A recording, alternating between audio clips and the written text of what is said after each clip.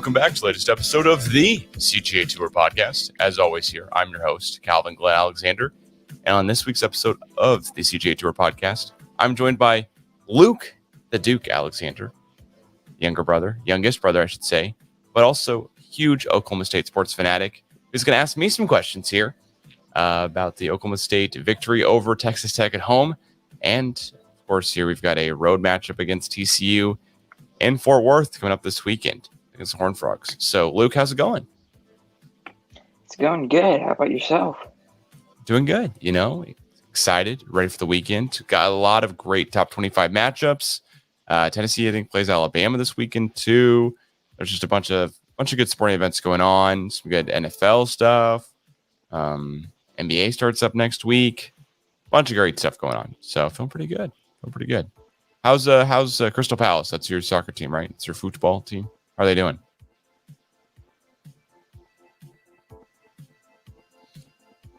No comment on the Crystal Palace deal. How are they doing?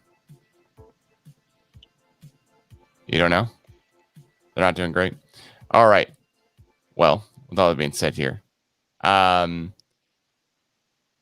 last weekend, Oklahoma State played Texas Tech at home, ended up winning, pulling it out by 10. I had some takeaways here, of course. So main takeaway is that the defense ended up holding their own at the end. Initially, we were not doing the greatest there to start out the game offensively and really defensively, to be honest, too. But towards the end of the game, that Oklahoma State offense and defense seemed to start clicking and getting better. I will say to start the game, Spencer Sanders, amazing pass there to one of the Green brothers, who ended up being insanely good and awesome. But you really wish that could have kept up. We could have just kept that ball moving, kept it rolling as well. But instead, it didn't work out. So at least for the little bit. And then Texas Tech scores. They try an onside. We follow up there, and we actually get the onside kick because our guy on the line of scrimmage fair catches the ball. I wouldn't even think to do that. That's like not something I would normally think of, is to fair catch the ball and be like, oh, yeah, that'll work, because it really doesn't usually work out. Then at the end of the day, when the Oklahoma State offense and defense started clicking, we still were allowing so many yards to Texas Tech. Texas Tech was up at half. It looked bad. And it felt bad being there in person too at the stadium. Like I cannot say how weird it felt seeing a team that was doing all right and could have been doing a little bit better, ended up really just kind of sputtering on offense. To look at more of the stats here and stuff like that, there is so much optimism I have for this Oklahoma State team. Spencer Sanders looks great almost all the time, but that Tech defense ended up being kind of decent. Dare I say. They're 24-10 at half, which is insanely good. And then after Tech goes up a little bit, and basically, let's see it here. This Oklahoma State team is not a team that really plays great from behind, I would say, except for this game. And we haven't had to play from behind besides, of course, the second conference game against Texas Tech. So, one, that Morton kid from Texas Tech, he threw the ball all over the field, had 2 touchdowns, but had 379 yards of passing on 62 attempts. Like, his arm had to be sore. He was icing it after the game was over, no question about it.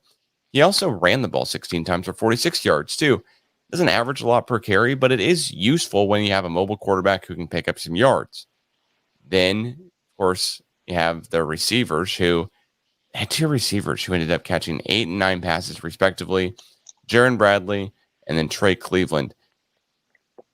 Both guys were torching us. It was bizarre, the defensive game plan as far as we were playing so far off the line of scrimmage. Our defensive backs were dropping back. We were giving them a ton of room to throw wouldn't you rather the Morton kid have tough throws down the field? Which it seems like what happened in the second half. We started pressuring them, getting to the quarterback a little bit more, making it where they had long third down plays that they had to convert. And that's how we ended up outscoring Tech in the third quarter, and of course the fourth quarter as well to end up winning the game by 10. But 24-10 and a half in your own home stadium when, let's face it, our offense wasn't looking just dynamic as usual, then kind of had in the second half like, man, what the heck's going on here? How can we get better?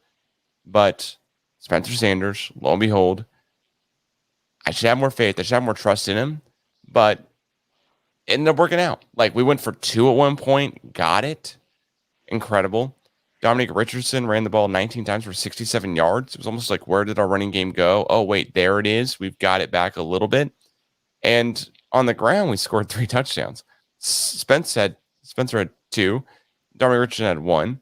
And then through the air, we had a touchdown pass as well, too, to kind of open up the game. So 4 touchdowns, 41 points. A good deal, I'd say. I take that usually. Some field goals, of course, as well, too. But, and what were your takeaways from the game, Luke? Your takeaways from that Texas Tech game? I think it really just displays, the heart and the fight in the team, more so than anything. Just that, it's a generic kind of perception, but, just that we are able to fight through this. This is the same team, although we lost some guys. My gosh, Malcolm Rodriguez. We lost some guys, but this is the same team that beat Notre Dame in the Fiesta Bowl last year. This is that same fight. This is that same core, generally. And that we can fall back, and because we can push through. We can fight back. And although last year it was a big defensive turnover to get us back in the game, or a big catch, or like Dominic Richardson just blowing somebody up, or Chuba breaking a gap, now it's Spencer coming in and getting a tough first down. And just that now Spencer is the guy that's going to get us back in the game, and that's going to have those key plays to keep the crowd energized and keep us just within shooting distance. Yeah, that's what I gotta say. There's no way in my mind that this Oklahoma State team loses to TCU from how we saw us play against Texas Tech and how we saw Oklahoma State play against Baylor. But I will say there's quite a good chance that this Oklahoma State team has a lot of fits against TCU, and they're different fits and troubles than we had before too. So one thing I'd say is that we're a good team, but not a great team. I would understand for sure if someone goes, well, I like the Oklahoma State team, but they've got some things to work on. There's just a lot of things that could happen, that could go right, but maybe just don't. I don't know. There's a lot with Max Duggan here, where he's a good quarterback. He's somewhat mobile, but he's not a prolific runner. I don't think of Max Duggan as a running quarterback. Of course, he did kind of run up and down against OU, but I don't know. What do you think about Duggan? I think, just whenever, like you're saying, he started to beat OU on the ground, and then OU put the QB spy in, and then that's when he started beating them on routes. Not really underneath routes, but they just beating them over the top, and not really deep routes, but just he started beating them with his arm once they put a QB spy, and then I think that's just like OU's D line is in shambles, of course. Yeah, and then if we can put pressure on Duggan, then that's just the key. He's a really good quarterback if you give him time in the pocket and you let him make decisions. But if you got Trace Ford on your blind side, then what are you gonna do? Yeah, so Duggan against OU, which I think OU's defense is better than KU's defense. Maybe I'm the only one saying that at this point because OU hasn't looked great, but TCU put up 668 yards on OU. That's a ton of points. OU only had 1 turnover in this game, and they had the ball for 5 less minutes or so of possession. But the massive differences here is in the rushing yards and, of course, passing yards. But really, the rushing yards is what just seems crazy to me. TCU ran the ball 41 times for 361 yards, 8.8 yards a carry. If we can slow that down, make them chill out a little bit, we'll be good. And TCU to me at least, when they played KU, it's not like, oh my gosh, can't believe that Oklahoma State would ever stand a chance. It's like, well, hang on a second. I think we can go back. I think Oklahoma State can be fine. Right? Yeah. Yeah, and I mean their offense obviously flows through Duggan. But I mean, like they're saying, like if you can lock down that run game and force him to be the factor for their offense, and I mean then they shut down. They're a good team, but not a great team. What kind of questions do you have here? I mean, I would just say, do you think putting like I don't even know like Mason Cobb as a QB spy, do you think that or putting 5 on the line would be more effective against Duggan and the backfield? I'd say the QB spy deal is going to be the best, just because you can change the QB spy later on in the game. You can, of course, alter game plans on the fly, but the main thing is that TCU and their yards per game so far, and they've had a bye week just like Oklahoma State has. They only have played 5 games, but their yards a game is 530. The next highest is Texas Tech at 484, and then Oklahoma State at 469.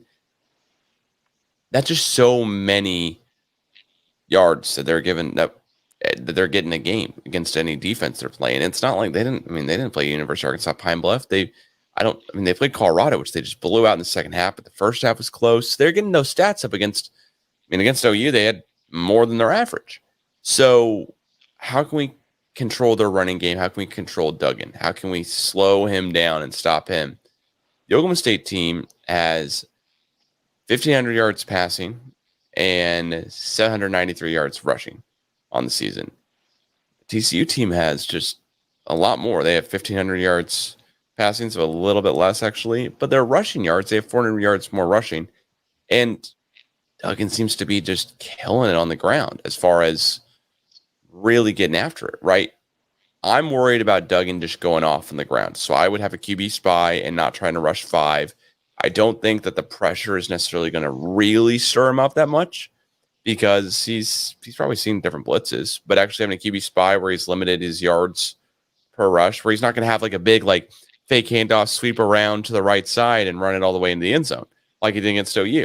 That's what you don't want to have happen. You don't want to have those game-changing type of plays where, oh my gosh, how in the world did we let that guy get free? How in the world do we not see that coming, etc.? You just want to limit those surprise plays. And the more you can, the better, right? This Oklahoma State team is incredibly good. But one thing that we fall really kind of flat on is if our pass rush can't get there, then the back end of our defense doesn't look that great. Now, it did look, in all seriousness, pretty darn good against Texas Tech at the end. But that kid also is like a freshman almost. So, and he was lighting us up in terms of yardage. Now, we won the game, so I'm not going to be mad about a win, but I'm not going to say there aren't things from that game that do frustrate and concern me quite a bit, right? Yeah, I would agree with that. I would definitely agree with that. I just want to touch on this because I've seen I haven't seen really anything about it, and I just thought it was incredible. But really a testament to how Gundy teaches his players. But after Texas Tech's first touchdown, I forget who the guy was, but Texas Tech went for the onside, and then they recovered it. But I have no idea what his name is, but he called the fair catch because it popped up. Yeah, that was just. I think that's just really a testament to how Mike Gundy coaches and how he teaches. Really, he teaches the game of football to his players and to his to his players, and that was just kind of beautiful to me. It's poetic the way it just. He knew exactly what to do. He knew, and that was incredible. I totally agree. Because the one thing for me that's just been really good about the Oklahoma State team is that it seems like we're coached way better than we have been previously. You know, it seems like this Oklahoma State team is coached really well. I just don't think there's a lot of stuff we miss. Could be totally speaking out my bike here and be wrong, but the amount of times that like stuff would catch us off guard previously doesn't seem like it happens too much anymore. You know, um, just doesn't really seem like it's just a big, oh my gosh, how in the world are we going to recover from this, right? So I appreciate this team. I like this team. That's not to say that we don't have faults though. And on the back end of our defense, I'm really worried. I'm really worried that TCU is going to be able to have to just go, you know what, Duggan, you don't need to run the ball. Why don't you just instead just torch them over the inside? And that it seemed like that's what we're trying to limit in in that game, I guess, against Texas Tech, right? Like we were trying to limit the deep downfield plays, deep downfield balls, right? And it seemed like we were trying to go for that ourselves, but it wasn't working out well. And then we started bringing, the pressure, right? Seemed like that was great, but I don't know. It was a little different, right? Like that Texas Tech game, we didn't have control of it. They're unranked. We were supposed to win by, I think, 8.5, 9. We ended up winning by 10, so we ended up covering it. But I mean, point win on paper, but on paper, it's a great win because it's like, oh, well, we covered the line, we covered the betting line. But in all practical reality, like we gave up a ton of yards, and really probably shouldn't have, right? So I wonder, like, plenty of things here with this team. I wonder how good can we be going forward. I wonder, okay, is there just a really bad matchup history that we have against TCU? Is TCU just absolutely killing it? But then I also think to myself, no, I think we're all right. Like I think we're okay in this game. We are not favored though. I know we're higher ranked. The games, I know we're the better team coming in on paper theoretically too. But we're not favored at TCU. Last time I checked here, I'm just trying to pull it up and double check. But the matchup predictor that ESPN has as TCU is the favorite at 56.5%. And TCU's favored by 4. So, I mean, the last time they played us, it's been so much different for TCU. I mean, the last time we played them was, of course, last year, like about 10, 11 months ago. And we just crushed them. In fact, I don't remember it being close. I'm trying to get the whole thing loaded up here. But basically, yeah, we crushed this TCU team. So I feel like we can be very good. So far this year, the interesting stat that we both share is that we're both have the same amount of points per game at 46.4. And points allowed per game, we allow on average 1 more point a game than TCU does. Whoop-de freaking do on that stat, I've got to say. But yeah. I'd also say like TCU, I think KU is better than Tech or Baylor. I don't know. I think OU is better than Tech or Baylor. I don't know. And TCU's played both and won. Granted, that KU game, it's at KU, but also KU like had their Heisman Trophy candidate. I'm putting in air quotes here for not watching us on YouTube. But like Heisman Trophy in quotation marks, but like that the KU quarterback was pretty good. And then he went down. So they had an easier matchup there as well, which I think has to factor in. But I'm still curious to see how good we can be. Like this will be another true test for the Oklahoma State team, right? I will say, and this is probably out there, but I will say I see Baylor in the Big 12 championship. I Ooh, mean, okay.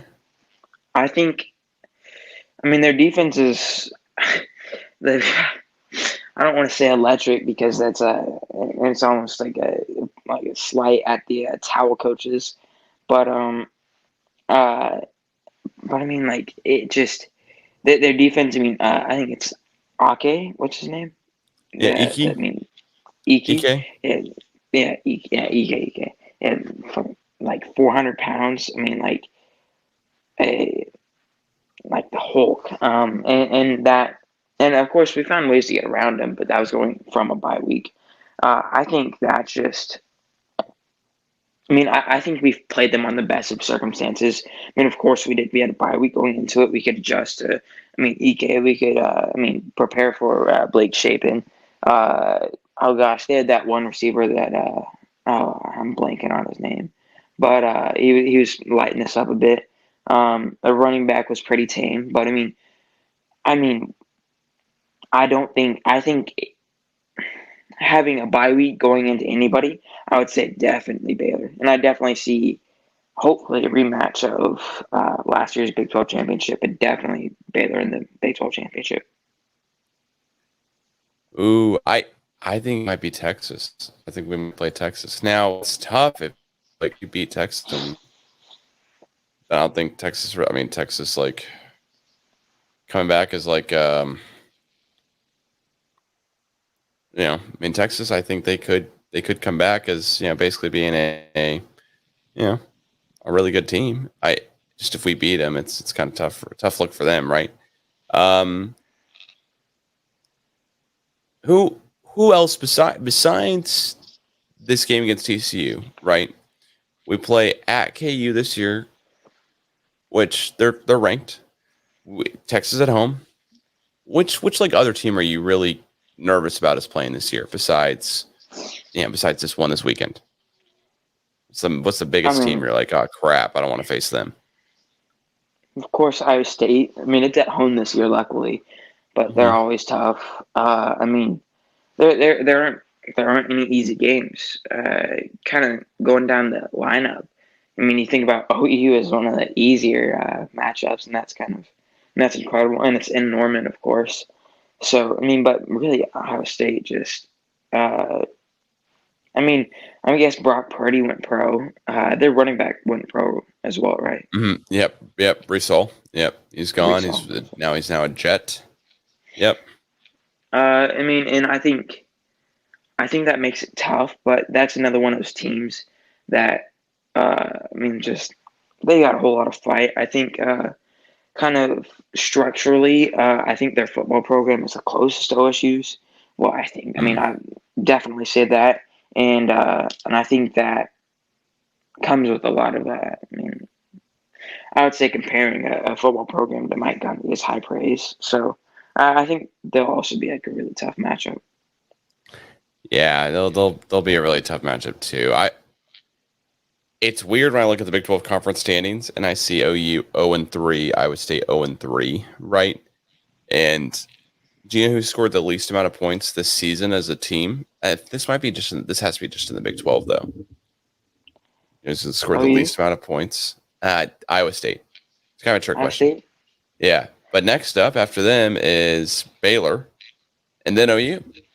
Baylor scored 56 points, OU 58, Iowa State 44. I'm actually not that worried about Iowa State just because that is a home game and because, well, I don't know. Let's see here. Like this Oklahoma State team is pretty darn good, but Texas, I seeing them do what they did against us, like that's tough. You know, I mean, seeing what they did against OU, I should say. Excuse me. Yeah, see what they did there. That's a tough matchup. Yeah, and Um, I mean, I think the biggest fear for me is usually. Usually we're always the underdog every single year. It's us fighting for a spot to be in the Big 12 championship against OU. And now, I'd say we're the team to beat in the Big 12. And I mean, of course, TCU is favored, but still, I mean, I think you look at the Big 12 and we're the team to beat, highest ranked. I mean, all that stuff. And I think usually being the underdog gives us the kind of the wiggle room to do the trick plays to like we did against Pine Bluff where we had, I don't even know if that was an onside kick, but we blasted it off the dude's butt like after Off the first back of his drive. the UAPB game. We blocked their offensive lineman. I think Simone Asi, he shoved their offensive lineman back so far that the back of his helmet got in the way of the field goal kick. So it actually went off the back of his helmet and then backwards, and Corey Black scoops and scores for 6, which was a great deal.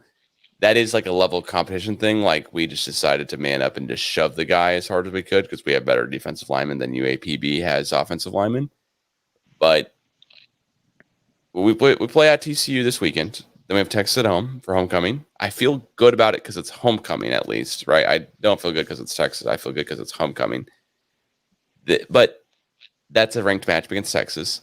Then we go on the road for back-to-back games against 2 currently ranked teams, at K-State, who's unbeaten in conference, and at KU, who's only lost 1 game so far in conference, and that's the TCU who we're facing this weekend. Then, weirdly enough, we play OU, who's unranked. Bizarre to say that those words all together in a string of sentences in the year of our Lord 2022. Then West Virginia at home for Senior Day, which is great, but I'm no matter what, I'm worried about OU. Like, you and I, we've seen OU play so many times. We're gonna be worried about OU. That K-State game, that road game against K-State. Let's say we beat Texas at home, then all of a sudden that sets us up for a letdown at K-State. And it's like end of the month and yada yada, and it's just not doesn't give me a great feeling, you know? Like, I don't really want to play K-State on the road this year. I don't want to play either Kansas team, although I think KU is going to look a little different here moving forward, not just because they're facing a better Big 12 schedule the rest of the way, but because also they lost their quarterback in not Jalen Daniels. I'll figure out his name here in a second. But yeah, that's just not a good look. Not a game I want. Not a game I'm like a game normally. Like last year we blew out KU. We won 55-3. This year, KU still has quite a few guys to play, right? Like they haven't been truly tested. They played Iowa State, and they play West Virginia, and they play TCU. Like, they played arguably 2 of the worst 3 Big 12 teams, maybe the worst 2 Big 12 teams. I mean, I'm not going to throw you all the way in there, right? So they played the 2 worst Big 12 teams, West Virginia and Iowa State, at least for points scored, points for total for sure. And then KU this weekend plays at OU, which for OU should be a win. I mean, you've got to think it's a win. But if you get back, tickets are $22 to go. It's on ESPN2. And you can see OU possibly lose. You can wear blue. You can wear class and comic colors, right? Get into the school spirit, the high school spirit. Wear blue. Hey, oh no, I'm just supporting my high school. Sorry, I didn't know who OU is playing today. It's a home game, right? That shouldn't matter. I'm wearing my Comet shirt and shorts and hat. And then, of course, you're wearing blue because it's Kate. When in the back of my mind, you knew all along, right? Bring your Thunder jerseys. Bring your Thunder jerseys. They should have. That's what you should do this weekend. It should be Thunder Jersey Day. Wear blue. And then they're like, oh, wait a second. We meant to say that against Baylor or literally any other Big 12 team besides KU. But, we screwed up a little bit. All right, well, let's kind of wrap it up a little bit here. How good do you think OU makes a bowl game? And let me set it up, okay? Let me set it up. I can see her smiling, laughing. I'm serious, though. I think there's a chance OU doesn't make a bowl game. And let me lay it out. They've lost 3 straight. They play KU this weekend. They've won 3 games. They've beaten UTEP, Kent State, and Nebraska. Right? Good for them. Dylan Gabriel, their quarterback, will come back. If he's not back this weekend, he will come back, right? And he's a 3-star quarterback who the offense is set up for, yada, yada. Like, I can keep going into Dylan Gabriel. Dylan Gabriel's a pretty good quarterback. I'm, of course, willing to admit that, right? He's not bad. But let's say he's not back this weekend against KU. Then OU has a bye week. Then they go to Iowa State at the end of the month, 10/29. Then they play Baylor at home. Then they go to West Virginia. They got OSU at home, and then they play at Tech. So, I mean, of their 6 games remaining, do they win 3 of 6? They have to make a bowl game. I just want to preface this by I've been waiting for this conversation for so long, and it feels so good to just have this conversation. And I don't think they do. I think they pick up Ohio State, and then Texas Tech. I don't think they beat Baylor. I don't think they beat Baylor. I mean, I don't think Dylan Gabriel's. I mean, if that's a first or second game back against. I mean, I think. I mean, I think one of the biggest takeaways from the Baylor game was that EK is just. I mean, he's dominant. Even when we played around him, he's dominant. And I think Dylan Gabriel will struggle against EK. I mean, I don't think they'll.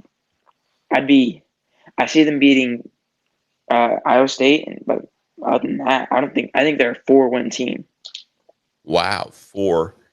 Okay, well, here's my follow-up, and last thing on OU, then we'll talk about OSU a little bit and the TCU game prediction score-wise and cap it off here, in case you're wanting to hear what your score predictions are. Every year that OU has had, when they have a down year, this is what's always frustrated me as an OSU fan, is that when OU has a down year, it's, we only won 10 games. We didn't win the Big 12. We only won 9 games. We didn't win the Big 12, right? Or, we won the Big 12, but we didn't win the playoff game with Kyler Murray, Baker Mayfield. Listen, I get it, because if you're this year, you're like, yo, those were our years to win it all, and we didn't do it. But as an Oklahoma State fan, it's like, okay, well, we'd like to be in the college football playoff, right? Like we'd like to win a Big 12 championship besides 2011, right? Like when you have we have a horrible bad year, OSU's usually going, that'd be a pretty darn good year for us. Now the script's starting to flip a little bit, right? OU started to make a little bit of excuses here too, right? Last year, Lincoln Riley left, and they had this whole thing. They were like, oh my gosh, cannot believe that out west, right? Like they were just up in arms about it. I'm just going to say it one more time because I did that too quickly here. But there's a little bit of excuses. It was excuses of like, oh, Lincoln Riley, he's just that out west. And it's just like, all right, you've got to be kidding me. Yeah, the dude left for a better situation for his family. And also he got paid, like, I don't know how much more money it is. It's undisclosed. It's a private school. But literally a ton more money. His houses got paid and bought off. Like, his houses got bought out from under him in the state of Oklahoma. So he could go to SC. And it seems like he's doing okay at SC. TBD on how that all works out. And they joined the Big Ten. And Lincoln Riley figures the whole thing out. Right now he's got a superstar quarterback who saves him from looking bad in any game. But yada, yada. It's just, this feels good because as an OSU fan, it's like, yeah, we've been waiting for this. Because we knew at one point you couldn't keep it up for forever. It's the same deal that when I think of like, this, at some point you're going to not be great. Like at some point, Alabama will not win a national championship most years, right? Nick Saban will retire. There'll be some other school that starts winning it more and more, Georgia or someone, right? Everything rises and falls in like life and stuff. But no matter what in sports, the Patriots have a dynasty for basically 20 years, but they won 6 Super Bowls out of 20 years.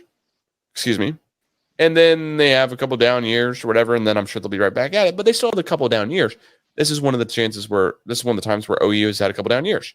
The last time they lost 3 games in a row was 20 plus years ago, 1998, before they brought in Bob Stoops. So it's been a long time since OU's had a bad streak of games. OSU fans, I'd be curious to see when the last time we lost 3 games in a row is, and it's probably like from the course of like the end of one season leading to the next season, because we lost like maybe the game against OU, maybe our bowl game, and then first game next year. OU, this is 3 losses in a row. K-State at home by 7, at TCU by 31, and you lost your starting quarterback in that game. That's tough. Then Texas by 49 points. Like, don't get me wrong, Texas scares me as an OSU fan because I saw them put up 49 against an OU defense that I don't think is bad. That has really good recruits. Like, no matter what we want to say about OU, they have a good level of talent on their team, and they gave up 49 points to Texas. Texas could be pretty good. It's quite possible, but that's my gist on OU here, on why it's like, all right, it's kind of nice just to see OU get knocked off. The sheer like, oh my gosh, I can't believe we have such a bad year. It's like you won 10 games. For OSU, that's like pretty nice. It's a good year if we win 10, you know? Now it's getting to where OSU, it's like, well, if we're not contending for the Big 12 championship, it's a bad year. And that's a great place to move that momentum, move that conversation into, because all of a sudden you're adjusting your expectations because you should expect better and better out of your program year in, year out. So with that being said, play TCU this weekend. They're favored by 4. I'm not going to pick OSU to lose. Not on my own podcast. Are you? Not at all. Oh, look at that face. That face of disgust, Calvin. How dare you? It's just that. So who do you have? What's your score prediction for the OSU TCU game?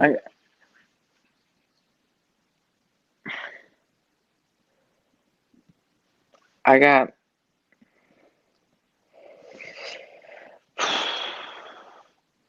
I gotta say, gosh, Yeah. I mean, it's tough. I'm thinking 52-42. Us. Ooh. 52-45. I'm changing it up. 52-45 Oklahoma State. So a ton of points being scored here. All right. I like it a lot, Yeah. but I don't think that many points. That's my thing. The over-under line, and I did do some research, so I didn't tell you before we recorded or even that I knew it on the fly. The over-under line is like 68 points right now. So that means, each team scores about 34 if they broke even. I'm going to say it's a little close to that, but still hits the over because it's college football on a Saturday at 12:30. So 12:30 Central at least. Or no, excuse me, 12:30 Pacific. Duh. But what I'm going to say is that Oklahoma State wins 41-34. So it's basically, we're splitting hairs here. We're both picking the Pokes by 7. You're saying they score 14 more or so. I'm saying 41 still is a lot of points. And we scored the exact amount of points we did last week. But maybe it's 42 because then that makes the math a little bit better. Because that's 6 touchdowns as opposed to 4 touchdowns and a bunch of field goals. So I'll say 42-34. 42-35 would be actually the perfect math, but I'll say 42-34 just to lock it in. Sound good? Yeah. I like it. Well, Luke, what do you got going on this season? Are you playing any sports? Just one? Soccer, baseball. Oh, just 2? Tennis? Water polo? Tennis is Underwater basket weaving? Where are we at with underwater basket weaving? I think I can go pro. I mean, working towards it.